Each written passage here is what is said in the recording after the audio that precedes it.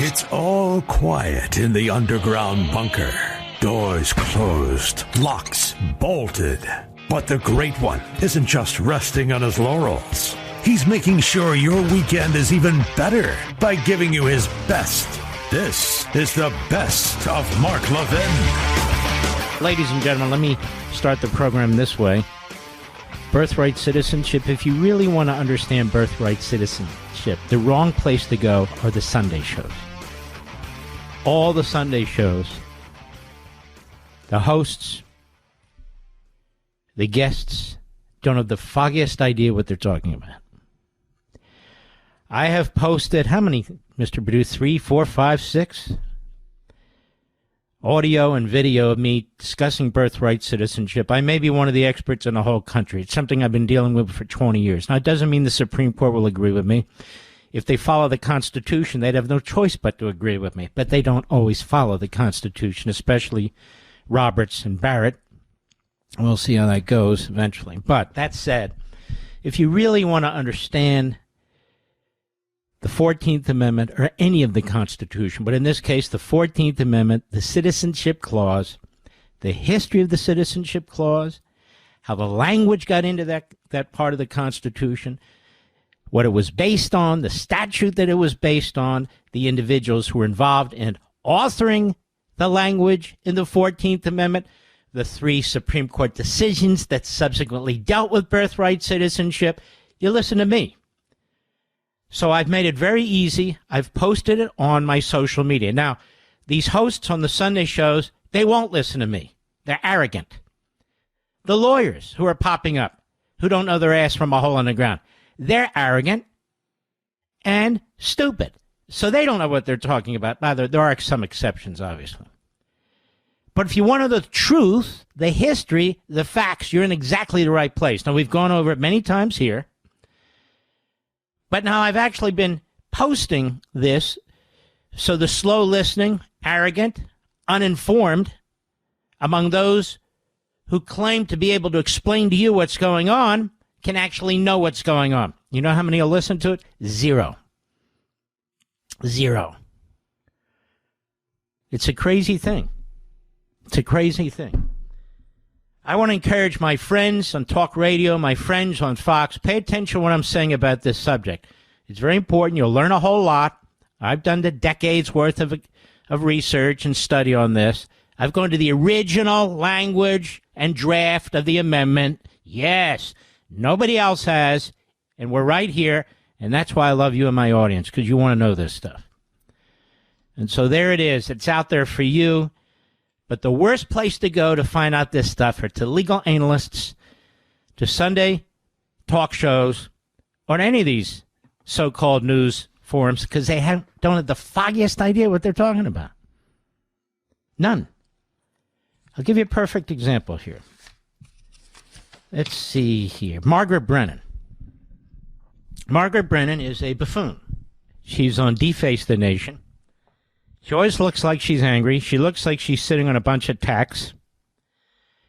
But she's not there to elicit information. She's not there to convey information. She's there to advance her ideology, which is radical left-wing Democrat. She's learned nothing. The media have learned nothing.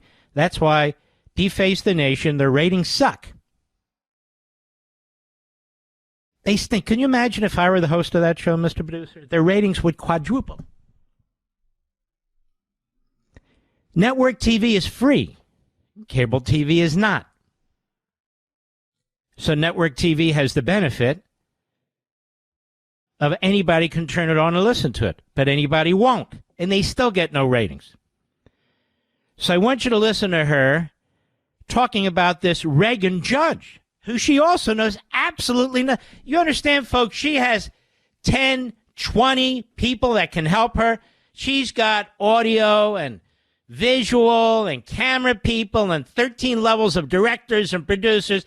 They've got researchers and writers and editors and lawyers. They've got everything. And she's still an idiot. Everything you hear me say on radio, everything you hear me say on television, everything you hear me say on The Blaze is in my brain and comes out of my mouth.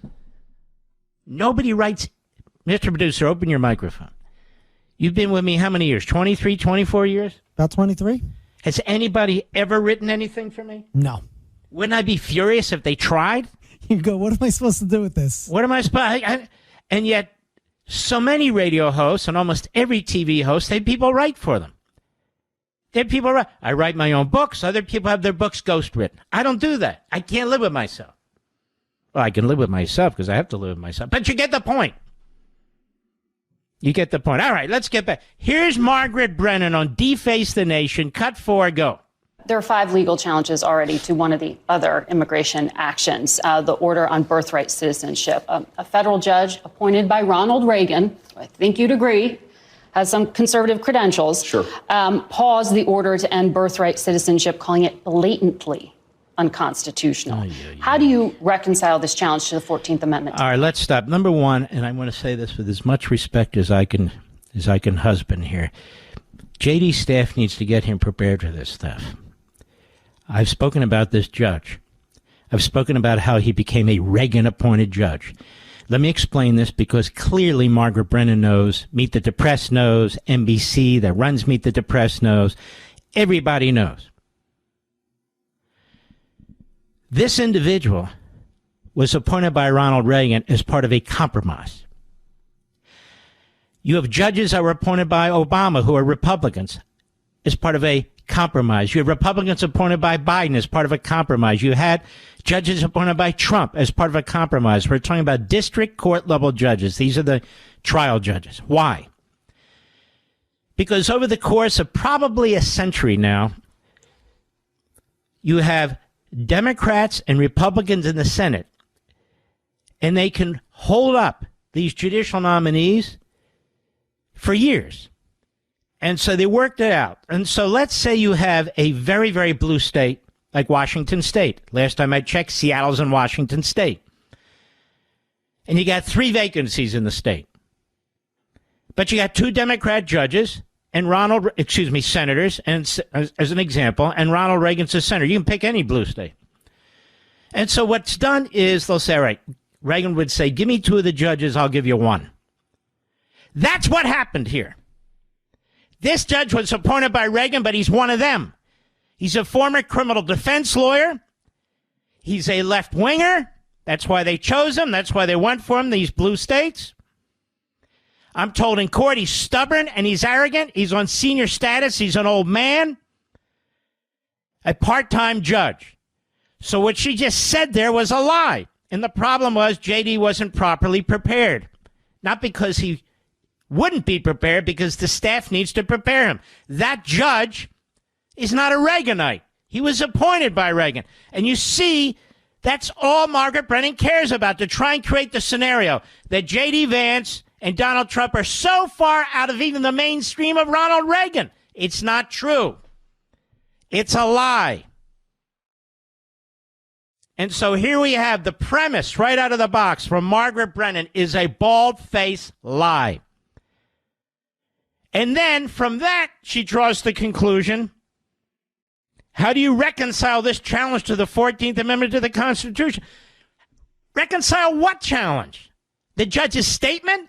The judge had a hearing for 25 minutes. He didn't write a decision. He issued an order from the bench, in which he said it was blatantly unconstitutional because as a former criminal defense lawyer, a liberal, a Democrat, that's why he said it. And so here we have so in other words, no substance. The question's off the mark, way off the mark. And we start with the fact there's a Reagan lawyer. He must be a winger. He knows the Constitution. How do you reconcile that with the language?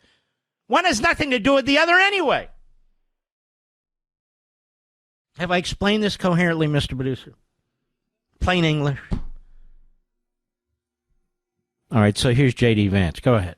So I obviously disagree with that judge, and these things, some of them will be litigated. That's the nature of our constitutional system. But here's the basic idea of President Trump's view on this. If you are a lawful permanent resident or a legal immigrant who plans to stay, your children, of course, should become American citizens. But let's say you're the child of an ambassador. You don't become... But that's not part of it. Well, that is an important principle. All right, so let's wait. See, she's jumping in because she doesn't want him to finish his explanation. There's already a carve-out for ambassadors. Let me ask you a question, Margaret Brennan.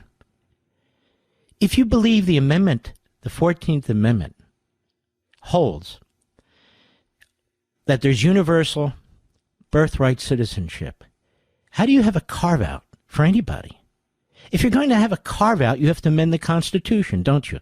We've been told you can't change the 14th Amendment with statutes, with executive orders, with regulations. So how, Margaret Brennan, can there possibly be a carve-out? The language, according to you, is cut and dry. It's black and white. You have a child who's born in the United States. They are a citizen. What do you mean you have a carve-out for diplomats? You can't have a carve-out for anybody. Is there a carve-out in the language that you cite for your position? There's no carve-out. So you're an imbecile on top of everything else. And he's trying to explain that to you without calling you an imbecile. He's trying to explain to you that there are carve-outs. Now, how is it possible to have these carve-outs? Because it was never intended for diplomats, for tourists. It was never intended for aliens. Period. It was intended for freed black slaves after the Civil War. That's it. It wasn't intended for anybody else, and we know it from the legislative history. Am I helping all the former prosecutors and their law professors and everybody else that goes on TV? Am I helping the hosts, some of whom have legal degrees? Am I helping you yet? Are you paying attention? Or are you going to flunk the course? Let's continue, shall we? Go ahead.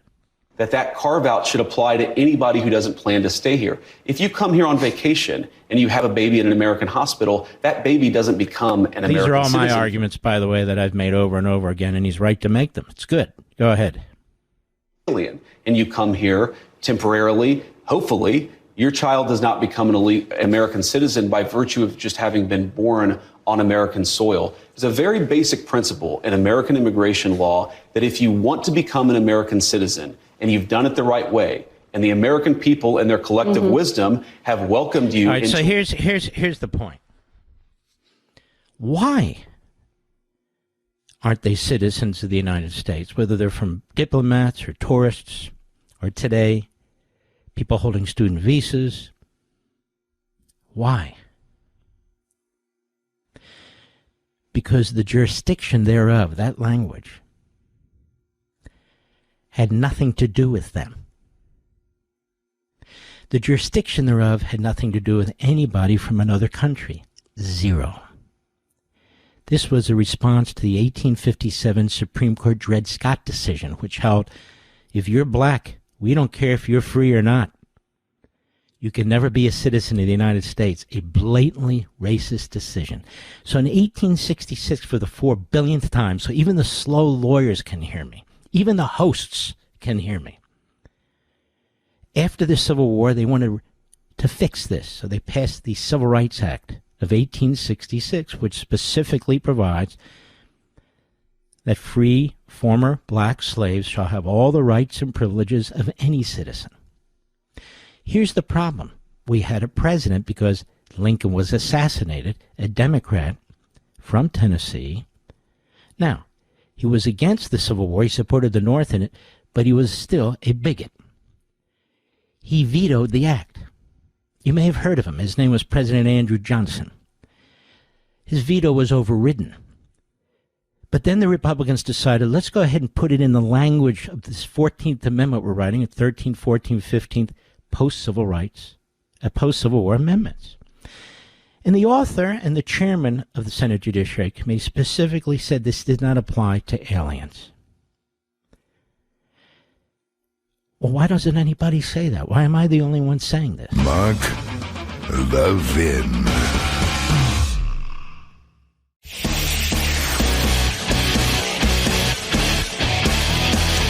Making your weekend even better. This is the best of Mark Levin. You know, as time goes on in the 4 years of this administration, it's more important than ever that you're with me. Several months ago, Westwood One and I signed a contract to extend what I do here for 5 years, starting in February 1st, which is just a few days away. It overlaps with the 4 years, obviously, of this administration. And I think you're here, we're uniquely positioned, you and I, to explain these things, how they go on, and why what so much that's being done is the massive ruling class, power-hungry effort to hold on to what they have. Donald Trump has come in and he has said, look, we got to slash government, we got to control the bureaucracy, there's so many things we have to do. People voted for him, this is what they want. You know, we did the same thing with Reagan, we've done this from time to time, but they don't allow the people's will to take hold. It's that simple. We have a massive, ubiquitous federal government with departments, administrative agencies, divisions, units, offices that just get funded over and over and over again, and they just grow and they grow and they grow. Then we have a civil service, many of whom are members of a union, public sector union, which just grows and grows and grows, protects and protects and protects everyone and anyone who pays dues, which is overwhelmingly supportive of the Democrat Party in their, not just their donations for campaigns, but in their rulemaking and in their efforts to sabotage a president like Donald Trump. We have a Congress that has delegated enormous power to this fourth branch of government that doesn't even exist in the Constitution. They've delegated an enormous amount of power. The vast majority of laws that are made in this country are not made by your representatives. They're made by bureaucrats. Bureaucrats working with special interests. Bureaucrats working with NGOs, non-governmental organizations. Bureaucrats mostly working with leftists in one form or another. Behind your back, in the shadows, off the radar. That's not representative government. It's tyranny by another name. And they've delegated to this bureaucracy the power of lawmaking, of making fines, criminal penalties. They've delegated to this federal bureaucracy the ability to determine what kind of appliances you'll have in your home, what kind of an automobile you'll drive, what kind of engine the automobile will have, and on and on and on and on. Donald Trump says that's enough. We're going to get our hands around this and get it under control. This thing's on autopilot. Even worse, it's getting bigger and bigger. It's self-consuming, if you understand what I mean. It just keeps consuming and consuming, hence the Leviathan, as Thomas Hobbes called it in his famous book. Well, famous to some of us. Now, part of the problem goes back to a book I wrote, my first book, Men in Black. Men in Black was about the Supreme Court, but Men in Black could have very easily been about the federal judiciary, period. And so the federal judiciary views itself as an arm of this massive centralized government, and it does whatever it can to protect it. To protect it. This massive federal government has its prosecutors, it has its administrative lawyers, it has its civil lawyers, it has its appellate lawyers, it has its antitrust lawyers, thousands and thousands of federal lawyers on the payroll. To do what? To advance the federal government. To smother the rest of us. So Donald Trump says we're going to do some things here, and what happens? What happens? These so-called nonprofit organizations, these legal foundations, or Democrats using other litigators, they've been lying in wait. And this has been their plan. We spoke about this several months ago. That is to litigate everything and bring it in front of friendly judges. And they have a lot of friendly judges, a lot of them, in most of our cities. They went to Seattle to go to an old man, a federal judge. Oh, he's appointed by Reagan. Was never a Reaganite. It's a liberal criminal defense lawyer who I'm told is arrogant, stubborn, and that's what he demonstrated. So he puts in a temporary restraining order on birthright citizenship. Gives it no serious judicial attention, dismisses it as blatantly unconstitutional. Now we have another judge, Washington, D.C. And let's go through this, because these federal district judges, ladies and gentlemen, are going to be the counter to the election. See, they rely on the unelected parts of the government, as I've been writing about and talking about for 25 years, writing about longer than that, but in book form. When they lose elections, they go to the bureaucracy, they go to the courts, the unelected parts of the government, which they own. They pretty much own both. They pretty much own both. To stymie an election that they lose, or to support an election that they win.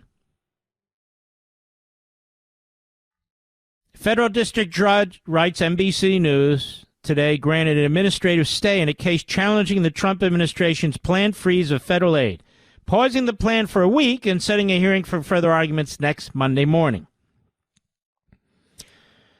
The order only applies to the pause of disbursements and open grants, Judge Loren AliKhan said, and it doesn't get into the legality of the freeze, instead just giving the court more time for briefings.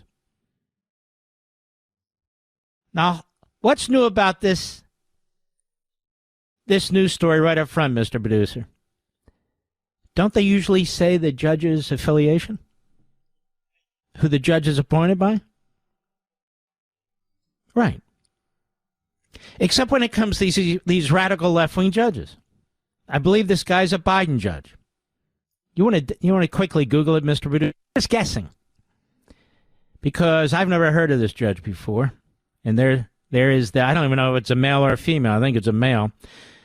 The planned freeze, writes NBC, is part of a sweeping effort by President Donald Trump. So they have the media, the courts, the bureaucracy. The media, the courts, the bureaucracy. That's what Trump is up against. That's what we're up against.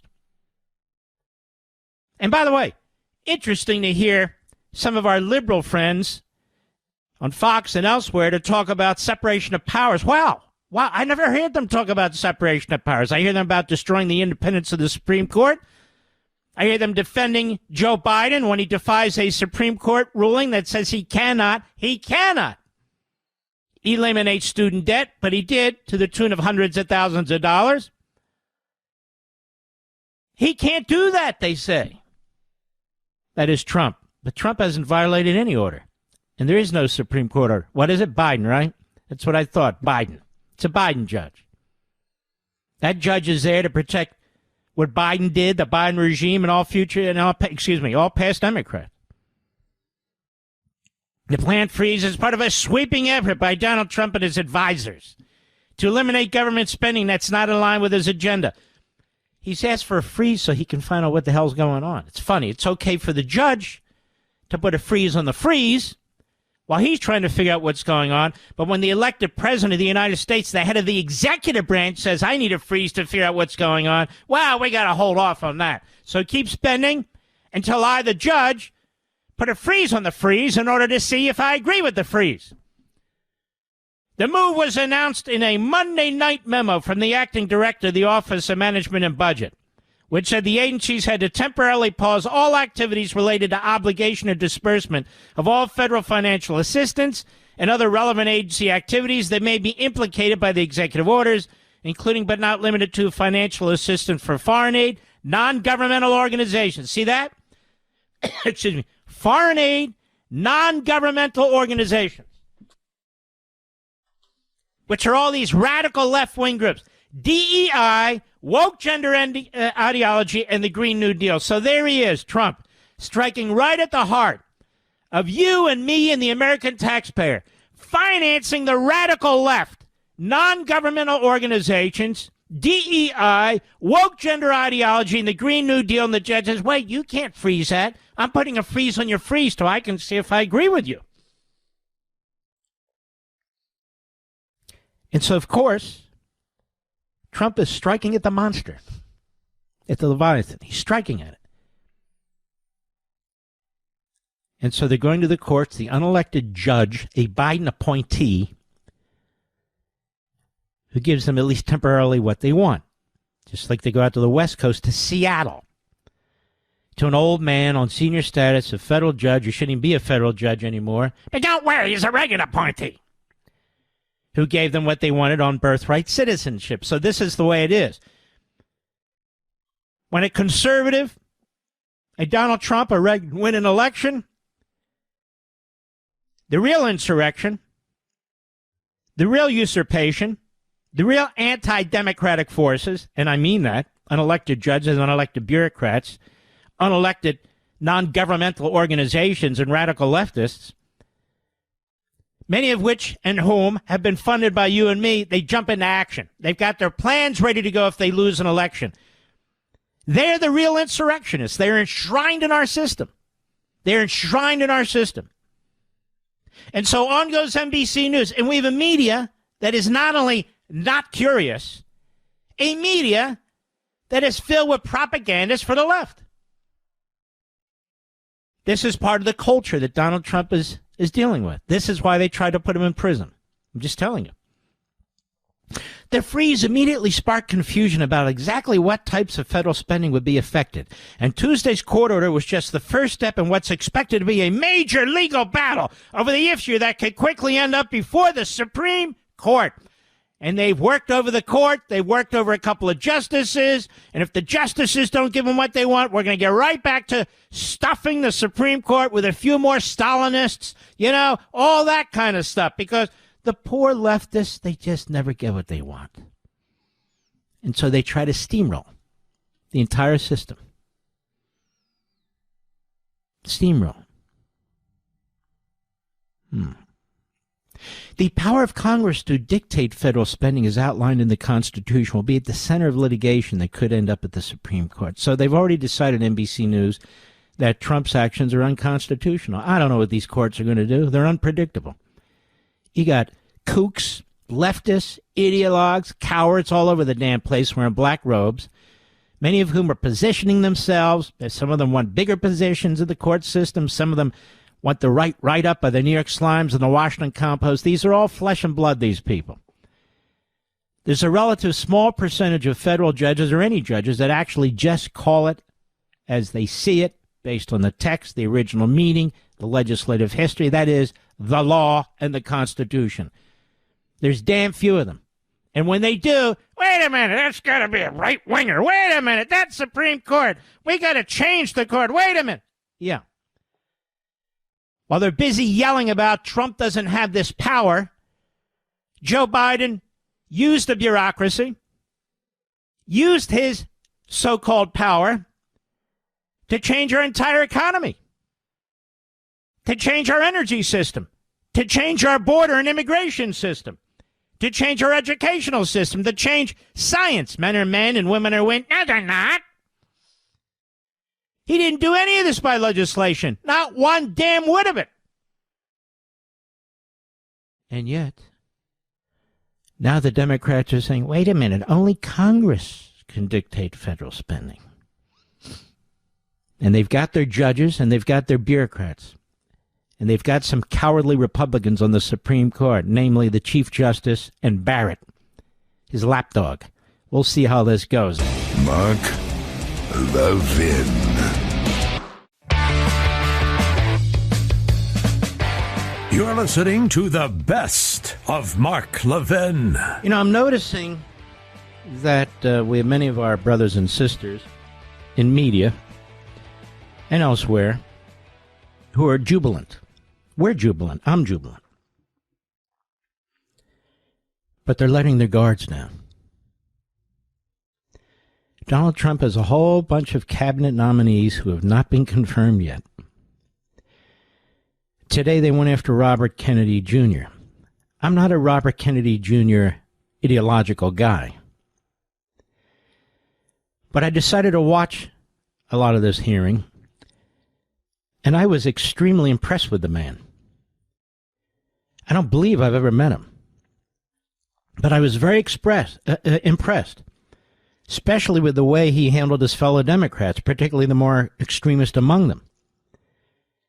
And you can see how these Democrats are stretching and pulling and pushing and attacking him for how he litigated, attacking him for how he ran a foundation, asking him how he made his money. This is what they do.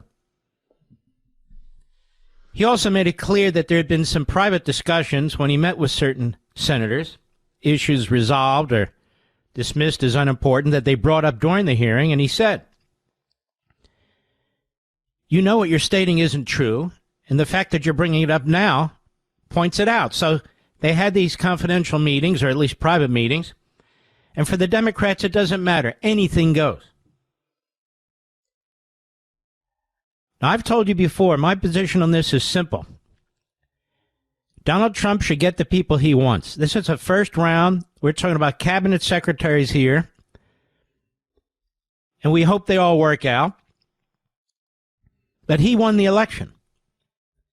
These are the people he'd like to have helping him. The Democrats are already slow walking a number of these nominees. They'll let some through, like Rubio gets through 99-0, or they'll let this one through or that one through. I saw Lee Zeldin got through today at EPA. Even he had almost 40 votes against him. So this is just part and parcel of what's coming and what's happening. Now, what do I mean? Their judges are acting up.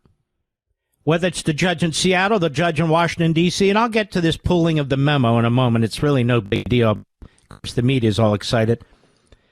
And then there's the media. You know, I go to these various media aggregation sites, including those by these so-called, used to be called mainstream media, which we now know has nothing to do with the mainstream. They always have a negative twist, a negative title. They always lead with something that's ominous about something that Donald Trump has done. His position on the illegal immigrants will drive up inflation and the cost of food.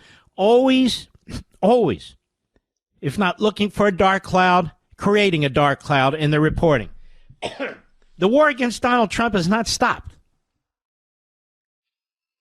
Whether it's the media, the Democrats on Capitol Hill, or the courts, the war has not stopped. Now, people say the Democrats aren't sure what they stand for anymore. They're bouncing around. I see it. It's just a matter of time until they unite, because that's what they do. One thing they unite around is their hate for you and me, their hate for Donald Trump, and quite frankly, their hate for this country. Their policies, virtually every damn one of their policies, is harmful to our society, our culture, our republic. I've said over and over again this week, as we watch the courageous men and women of federal law enforcement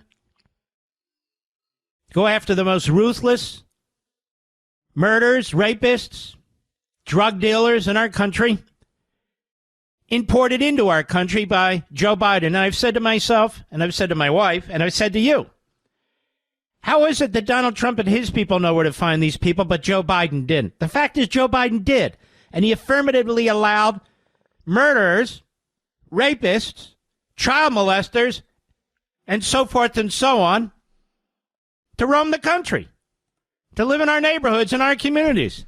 This was purposeful. When he said the border was secure for 2.5 years, he lied. When he said we needed bipartisan legislation to fix the border and to deal with the criminals in our country, he lied. Donald Trump's plowing ahead. He's plowing ahead with the wall. He's plowing ahead going after these murderers, these rapists, these pedophiles. He's plowing ahead. He's not waiting for bipartisan legislation because it was never needed. Our laws are good laws. Our immigration laws are good immigration laws. It's never been the fault of the laws. It's been the fault of the politicians. And that's the truth. And you watch the media the last 48 hours, the last 76 hours, or whatever, 72 hours. One after another after another. It looks like the Third Reich. What about human rights? On and we haven't even gotten to people who haven't committed violent crimes yet. We're talking about the people who have. Oh, how dare you? How dare you catch other people who are here illegally while you're going after the criminals. I guess they don't understand the program. The program is, if people don't depopulate, if they don't self-remove themselves from this country, then they're going to be removed. There's no need to split up families. Parents can take their children. These parents did this in the first place. They knew exactly what they were doing. It's not Donald Trump's fault. It's not Holman's fault. It's not anybody's fault but the people who acted this way. A country cannot survive this. It just can't. But isn't that the point of the Democrat Party? They don't want us to survive it. They're not into political differences or even social differences. They're into societal differences. That is, like the French Revolution. The French Revolution wasn't about representative government or the monarchy or anything else. It was about destroying the existing society. Edmund Burke wrote about it brilliantly. He had been a member of the British Parliament. He had an Irish background. One of the great, we believe, we conservatives, one of the great thinkers, one of the great scholars. He said the difference between the French Revolution and the American Revolution is night and day. The American Revolution, they're not out to destroy society. They're out to strengthen their society with representative government. And he supported the American Revolution, even though he was really a resident of Britain. He rejected the French Revolution, which he pointed out was, it's not a revolution about government. That's a revolution about destroying the French society. And it was bloody, and it went on for 10 years. The slaughter was unbelievable. The guillotines never stopped. And they replaced one tyranny with another tyranny. Not so in America. Not so in America. You have to accept the fact, and I say this knowing full well it'll be repeated, but I've been doing a lot of reading, thinking, writing, and I'm going to pull together all of this. You have to accept the fact that these people reject the Judeo-Christian principles on which this nation was founded. They reject the principles of natural law. They reject the principles of individual liberty and free will. They reject it all. Whether they're hardcore Marxists or Marxists by default, they sound like Marxists, they act like Marxists, and they promote ideas of the Marxists. That's what they are, and that's what they do.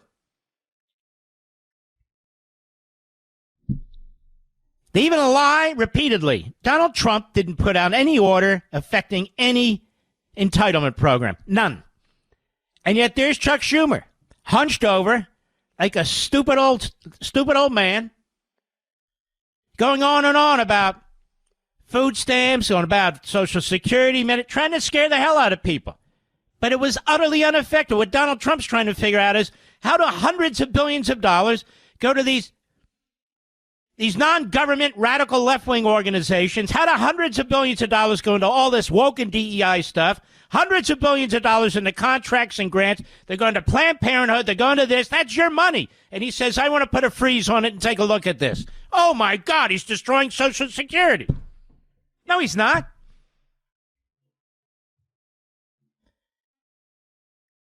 They haven't changed. And they're not going to change. Because the Democrat Party isn't merely a political entity. It is an anti-American ideological operation. That's what it is.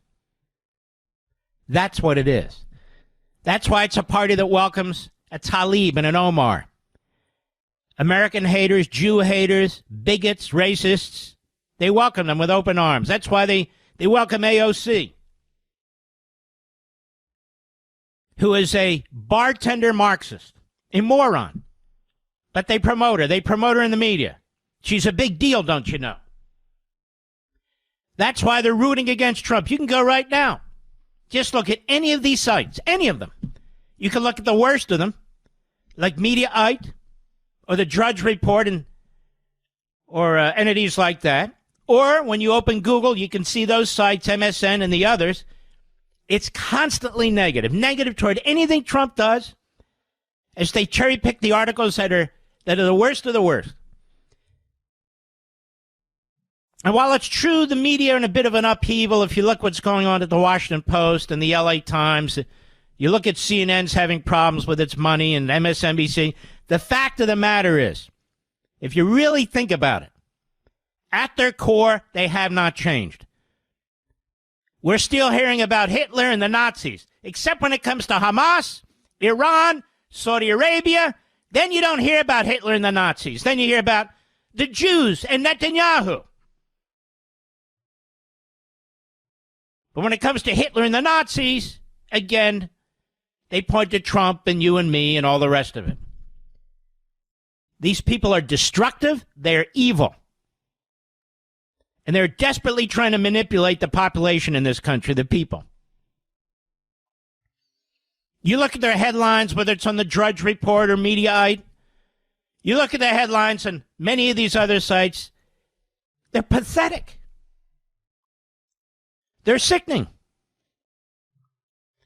You listen to these Democrats on Capitol Hill, they haven't changed a damn bit. You look at their tactics are the same. Smear, character assassinate. It is amazing to watch the Democrats on this committee. Every damn one of them who loved Ted Kennedy. Every damn one of them that didn't give a crap about Chappaquiddick and Mary Jo Kopechne. Every damn one of them that didn't give a damn about another Kennedy who was accused of rape in Palm Beach, and you can give whatever story you want. Caroline comes out. Is she aware of her father's history? God rest his soul for sure, but is she aware of the things he did? Is she aware of her grandfather's history? Back-channeling to the Third Reich, his sympathy towards Nazism, that he had to be yanked as ambassador of Britain? And his rabid anti-Semitism when he ran a studio in Hollywood? Is she not aware of that? Robert F. Kennedy Jr., he's the big problem? Seriously?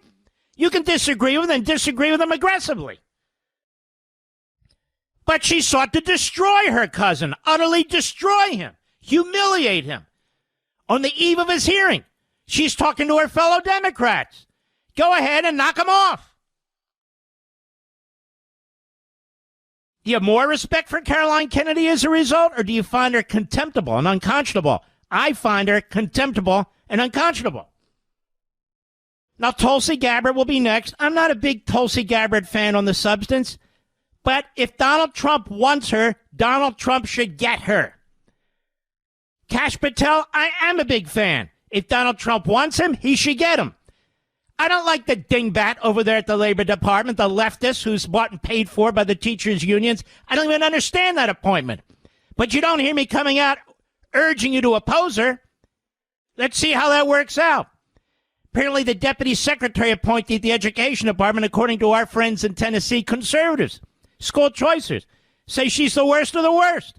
I don't know why that woman was picked. I don't have the foggiest idea. And we will be mindful. We will be resolute. We will be watching it all. But the enemy is the Democrat Party because they don't believe in the country. We're not talking about an appointment here, appointment there. We're talking about a chorus line of haters who will do anything for power. They're hungry for power, who will do anything. And they haven't slithered back under their rocks. They're not hiding.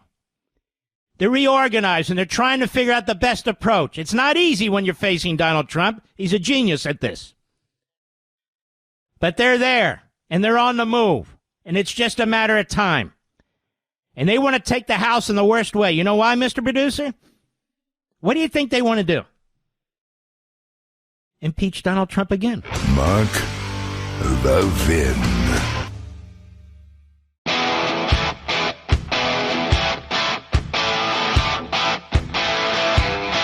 The Great One makes your weekend even better. This is the best of Mark Levin. What else is going on in America today? Well, what has Donald Trump done today? He's done so many things I don't have enough time to even catalog them. But he did something very, very, very important. This is from the White House. President Donald Trump takes forceful and unprecedented steps to combat anti-Semitism. Did Joe Biden take forceful and unprecedented steps to fight anti-Semitism? No, he did not. In fact, His administration reeked of anti-Semitism. From the State Department to the Defense Department, to the people at the White House, to the National Security Council, I could give you names. I can give you the whole list. It reeked of anti-Semitism. Now, look, we have some anti-Semites in our own ranks, some of whom are fairly popular, and what's very interesting about it is they're having absolutely no effect on Donald Trump. None. Zero. They're special pleaders for Iran. They're special pleaders for Putin. They're special pleaders, and then they claim they're America first. I've seen these clowns before. They're not America first. They're low IQ. It's a small cabal. And they're cons. They're cons. You're a neocon. I'm not a neocon. I know what a neocon is. A neocon is a former Democrat who supported Russia, then saw the light, like Jean Kirkpatrick. Last time I checked, she wasn't Jewish. She was a great patriot.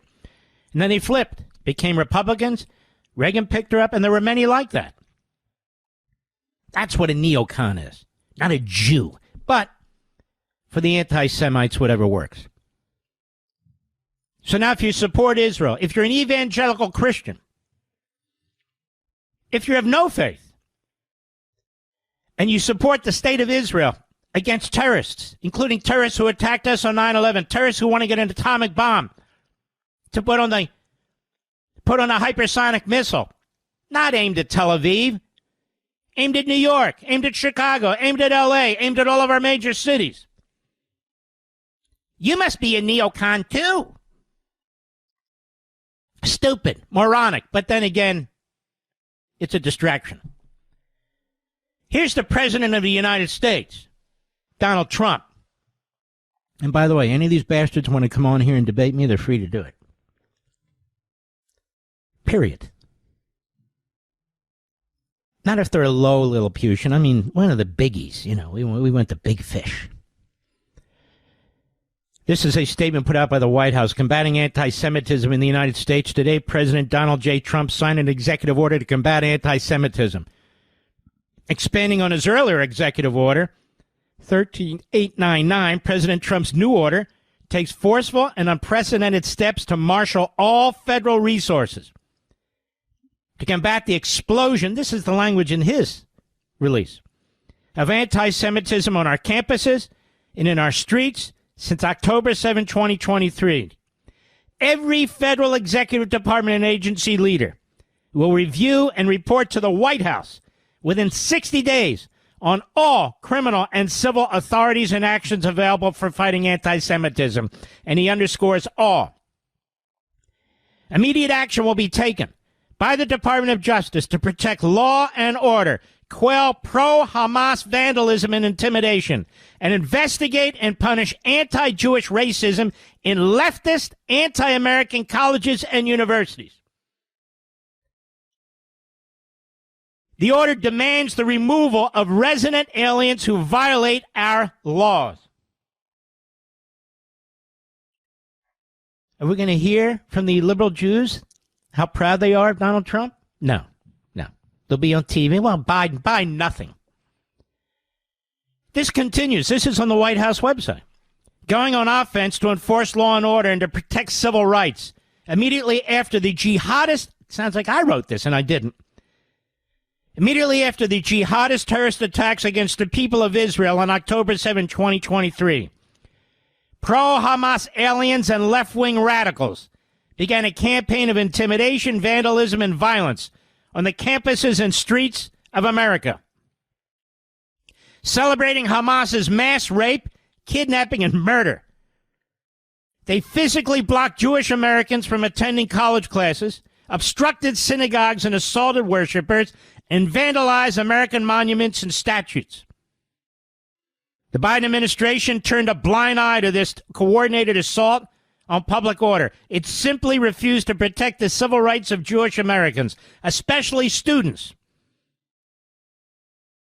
Believe the strength of this, Mr. Producer.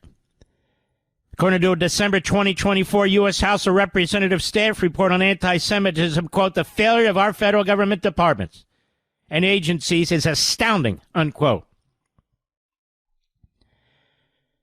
says President Trump keeps his promises and builds on his successes. In the first term, President Trump kept his biggest promise. He moved the American embassy in Israel to Jerusalem. After decades of broken promises and despite much criticism, can I get to the second page of this thing? Come on. I've got to. I just got this too, you know. This is fascinating. Hold on, America. Hold on, America. Oh, there we are. All right, come on now. It goes on, and I have to skip a little bit of it. Talks about, obviously, moving the embassy to Jerusalem from Tel Aviv. He established the Abraham Accords. President Trump delivered the greatest breakthrough for peace in the Middle East in decades by brokering the normalization of ties between Israel and the United Arab Emirates, Bahrain, Sudan, and Morocco, protecting Israel and Jews and spreading security and prosperity to the entire region. Now, President Trump has promised that the federal government will protect the civil rights of our Jewish citizens. My promise to Jewish Americans is this. With your vote, I will be your defender, your protector, and I will be the best friend Jewish Americans have ever had in the White House, quote unquote. Aggressively enforce the law, protect public order, and prosecute anti-Semitic crimes. Quote, I will issue orders to my attorney general to aggressively prosecute terroristic threats, arson, vandalism, and violence against American Jews, unquote. Deport Hamas sympathizers and revoke student visas, quote, to all the resident aliens who joined in the pro-jihadist protests. We put you on notice come 2025. We will find you. We will deport you. I will also quickly cancel the student visas of all Hamas sympathizers on college campuses, which have been infested with radicalism like never before. This is who Donald Trump is. This is why the Democrats and the media fear Donald Trump.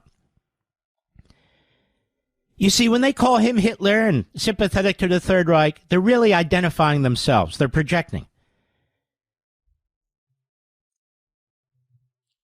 Donald Trump will be remembered in the Middle East by the good guys for 1,000 years or more. For 1,000 years or more. When these Lilliputians in the media, when these little cabals of anti-Semites on the left and the right have long disappeared. Disappeared like the Babylonians and the Iranians of the past, the Persians. Disappeared like the Greeks and the Romans, if I hadn't said that already. Disappeared like Adolf Hitler and the Third Reich, and the Jews remain. And the Jews will always remain. Read the Bible. Donald Trump has a deep understanding of this. Like he does so many things. He sees what takes place. He saw what took place. Do you think Kamala Harris would have done any of this, Mr. Producer? There's no way, because she had a bunch of anti-Semites around, but she's married to a Jew. That's identity politics. That's irrelevant to me. Obviously to a loser. Obviously to a moron. So what? So what? The New York Times was owned by Jews during the Holocaust, and they covered up the Holocaust. It is what it is.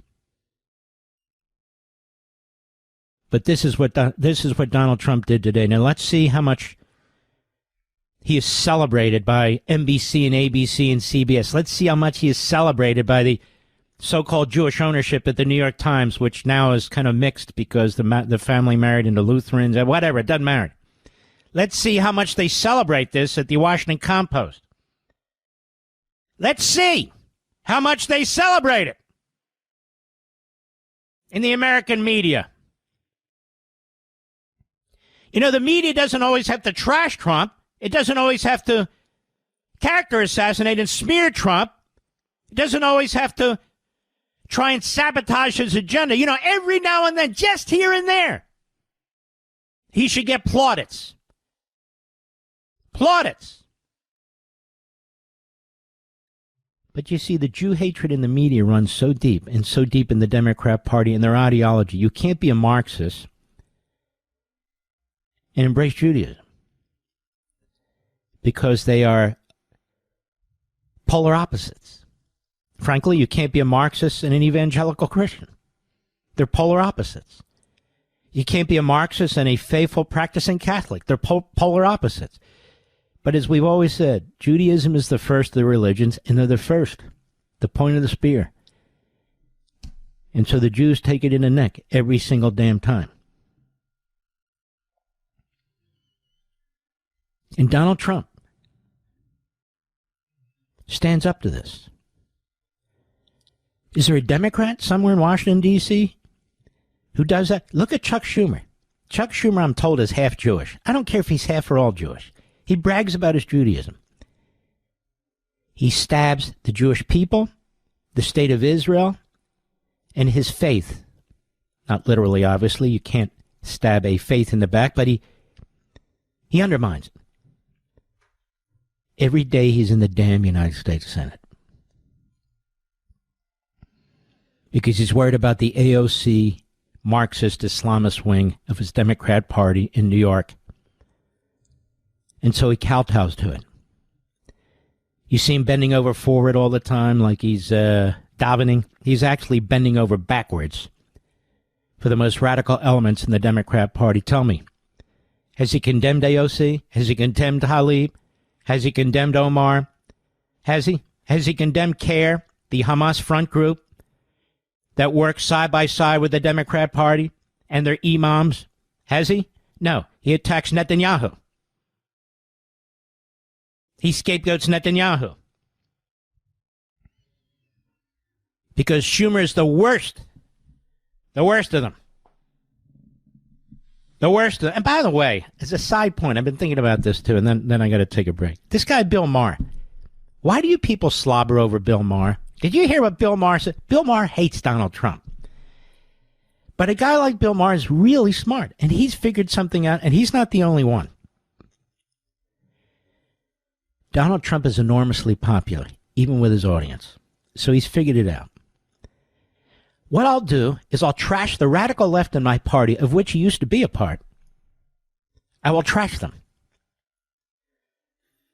I will position myself as the anti-AOCs, the anti-Tlaibs, the anti-kooks on the left. On the other hand, I will, not every now and then, but more than every now and then, make sure I take really big shots at Donald Trump too.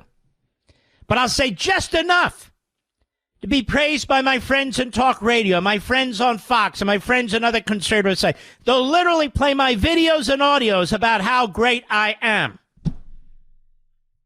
Rush once said it to me. Maybe he said it to the whole world. Why do we feel, we conservatives? He even said we Christians, but obviously I'll say we Jews. Why do we feel that we need affirmation by the radical left, by Democrats, by Hollywood, by entertainment? Why do we feel we need that affirmation? You see it all the time. Did you hear what he said? It's not just Mark, it's others. Wow, did you hear what that guy said? Whoa, that's great. Why do we care? We don't need affirmation from these people. They need affirmation from us. Mark Levin.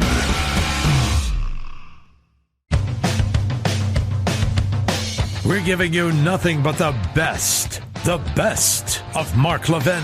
I went to my local supermarket the other day, as I'm wont to do. This time I got the call to pick up my prescriptions. Lots of them. Lots of them. In fact, there was a little line of us. And even though you're not supposed to hear, you do hear, people have all kinds of illnesses. Diabetes, high blood pressure, heart disease. It goes on, the list. And the pharmacist and her assistant, they're going through the bags, tons of little bags. Have you ever done, you've done this, mister, but there's all the bags they're handing out and so forth, and then you got to sign the HIPAA thing and sign this and that, and they go in the bags and they staple them and they give them to you and off you go. You know how many countries that's done in? None. Just this one. None. Just this one. All these Western countries that have socialist health care, it doesn't work that way. Many of these drugs are for very, very unusual and rare illnesses. Maybe 5,000 people in the entire country have them. And yet there they are. Who do you think produces these drugs? I know. The socialists, Marxists, and the other knuckleheads are out there telling you that they want you to get hooked on painkillers. They want you to take this. They want you to take that. Nobody should be forced to take anything. I said that all through the vaccine period with this COVID. Unless, of course, the disease is provably communicable. And we have diseases like that. And so you have kids that are vaccinated for a number of things. There's protocols there. They can't go to the classroom and make all these other kids deadly sick. I have no problem with that either. This last round of vaccines were very controversial because they didn't go through the proper process, and frankly, they didn't work. They just didn't. I don't hide the fact. I told you then. I took one of the shots. I took a backup shot. Then I got COVID again, and I said, what the hell am I doing? So I stopped, just as a practical matter. And to force little kids to take it was absolute insanity, since little kids didn't have a problem with COVID for the most part.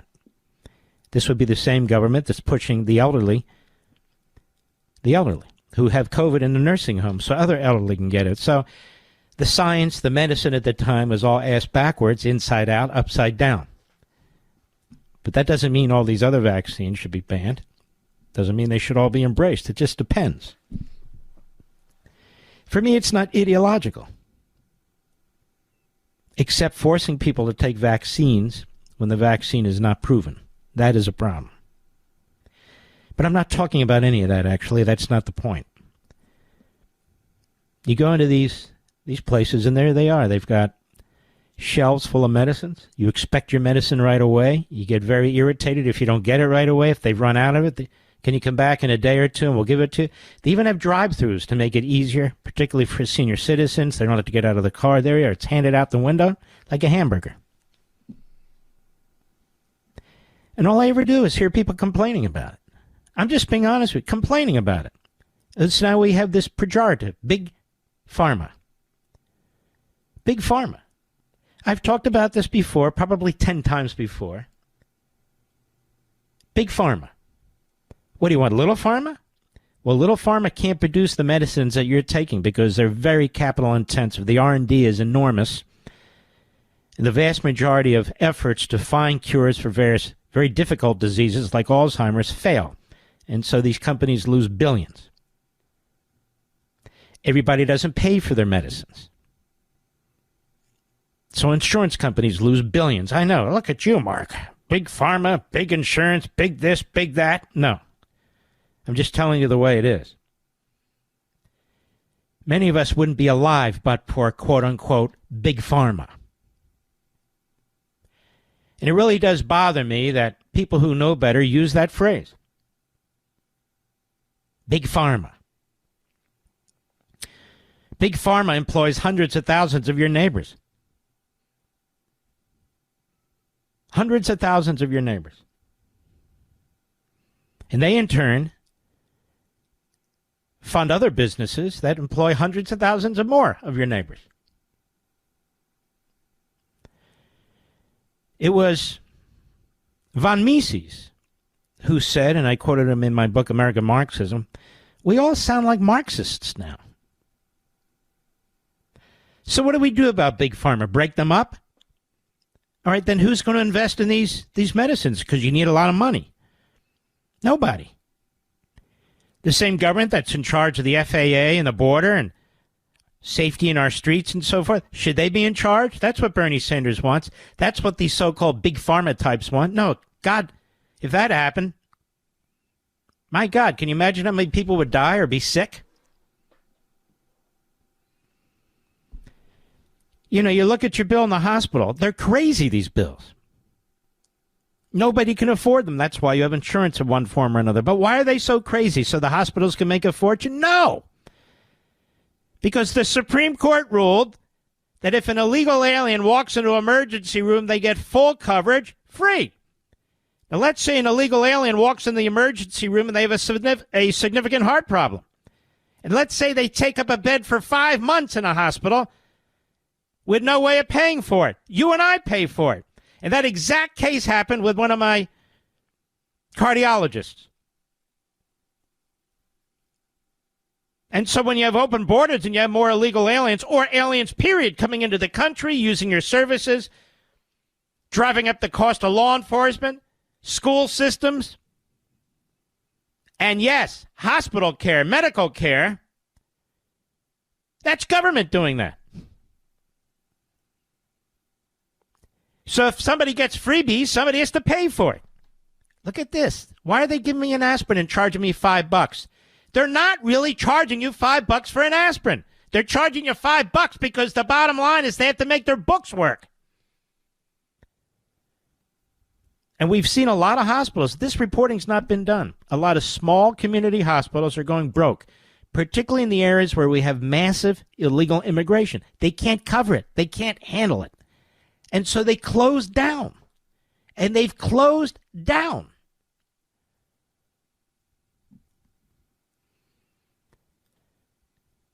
So stop using the phrase big pharma or big ag or big oil. You think if you broke what's left of the oil companies into 1,000 companies that they'd be able to drill for oil? Seriously? That they could afford rigs? Pipelines? No, they need a concentration of wealth. How do you think we got the automobile? How do you think we got electricity? How do you think we got steel? How do you think we got all these massive comforts of life? How do you think we got lumber? Georgia Pacific and a handful of others, that's it. Major steel companies, that's it. The infrastructure that's needed to create these things, to refine them to the point that you can use them, is so cost expensive. And developing drugs, it's the same thing. These companies want to develop drugs. They want to develop drugs. That's why they're investing in them. They make their money by developing drugs, not by pretending to develop drugs or trying to rip you off. Now, they're imperfect. There's some bad apples. Look around you. Look at your own family. There's people who are imperfect. They're bad apples. Okay. That doesn't stop just because you move into a different area of life or business or union or whatever you do. Big pharma. And we're supposed to hate the people who do this. Hate them. Who are these people?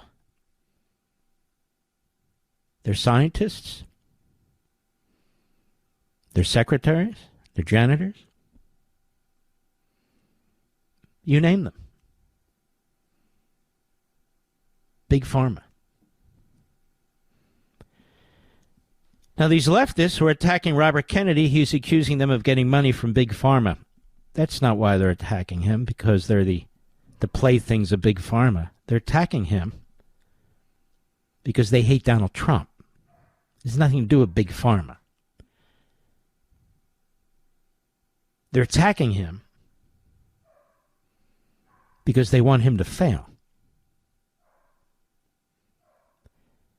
They're attacking him because they don't want him to have the people he needs in the various cabinet positions. Imagine how this family feels over a rights group breaking 2 Biden illegal aliens. Let's see here, I'm being blocked. Were arrested over a heinous murder of a 63-year-old city of Chicago individual. He points out Matt Finn. 2 migrants who crossed the southern border in Texas in the summer 2023 are believed to be in custody in relation to the heinous murder of a 63-year-old Chicago man in his home this Sunday. Top U.S. official, multiple sources tell Fox. Sources tell Fox they tied up and suffocated him, smothered him to death in his own home. That's the same day Tom Homan and Department of Justice led a migrant enforcement in Chicago, writes Matt Finn. The reported victim, George Levin, is believed to have met the suspects on a dating app. Guy Benson reports the local media has confirmed one of the illegals was arrested just days before on child luring, but local officials weren't allowed to coordinate with ICE and release him. Now here's the news report.